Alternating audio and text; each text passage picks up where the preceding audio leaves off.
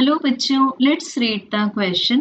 An alternating electromotive force of frequency nu equals to 1 by 2 pi square root of Lc applied to a series LCR circuit for this frequency of the applied EMF. So बच्चों given है हमें एक alternating EMF source की frequency that is 1 by 2 pi square root of LC और AC circuit में हमें type given है series LCR circuit. So इसको जब हम ड्रॉ करेंगे this is an inductor of inductance L, capacitor of capacitance C and resistor of resistance R और इनको सीरीज में कनेक्ट करते हुए अल्टरनेटिंग सोर्स ऑफ EMF से कनेक्ट कर दिया जाता है.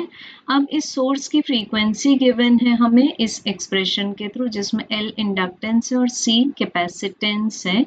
सो बच्चों यहाँ पर ये जो फ्रीक्वेंसी है वो इस सर्किट की रेजोनेंट फ्रीक्वेंसी के साथ मैच होती है. तो हम बोल सकते हैं कि जब एक्सटर्नल पीरियोडिक फोर्स की फ्रीक्वेंसी सर्किट की फ्रीक्वेंसी के इक्वल है तो सर्किट शो करेगा the behaviour at resonance. So option A the circuit is not at resonance incorrect हो जाता है. ऑप्शन बी में बताया है the current in the circuit is not in phase with the applied EMF and the voltage across R equals this applied EMF. So इस B option में दो statements given है. तो अगर हम फेजर डायग्राम शो करें तो हमारे पास पॉजिटिव एक्स एक्सिस में आ जाएगा the voltage across the resistance और जो करंट रेजिस्टेंस के थ्रू या सर्किट में फ्लो होती है वो वोल्टेज अक्रॉस रेजिस्टेंस के साथ सेम फेस में है और यहाँ जो रेजिस्टेंस में वोल्टेज अपीयर होगा that will be the voltage of the EMF source. Because उसका रीजन है जब फेजर डायग्राम को हम कंप्लीट करेंगे तो हमें पॉजिटिव y एक्सिस में मिलेगा VL और निगेटिव y एक्सिस में मिलेगा VC. अब VL एंड VC के बीच में 180 डिग्री का फेस है मीन्स वो एग्जैक्टली आउट ऑफ फेस है और क्योंकि VL इक्वल टू VC हो जाता है रेजोनेंस की कंडीशन में सो हमें VL माइनस VC का आंसर मिल जाएगा 0 और पूरा जो EMF का वोल्टेज है वो रेजिस्टेंस के अक्रॉस अपीयर हो जाएगा.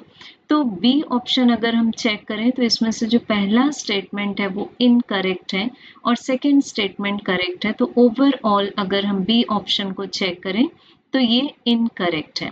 अब option C the sum of the potential drops across the inductance and capacitance equals the applied EMF which is 180 degree ahead of phase of the current in the circuit.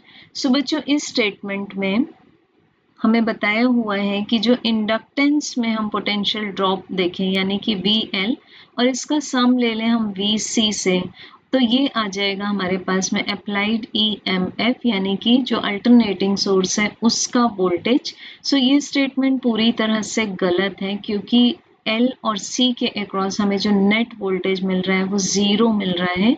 सो ये C option भी incorrect हो गया. अब option D the quality factor of the circuit is L by R और 1 by CR. सो बच्चों quality factor means क्या बताता है हमें कि सर्किट की शार्पनेस क्या है या फिर इसका रेजोनेंस कितना अच्छा है. सो क्वालिटी फैक्टर का एक्सप्रेशन आता है हमारे पास L by R or this is also 1 by CR. So option D is the right answer. Thank you.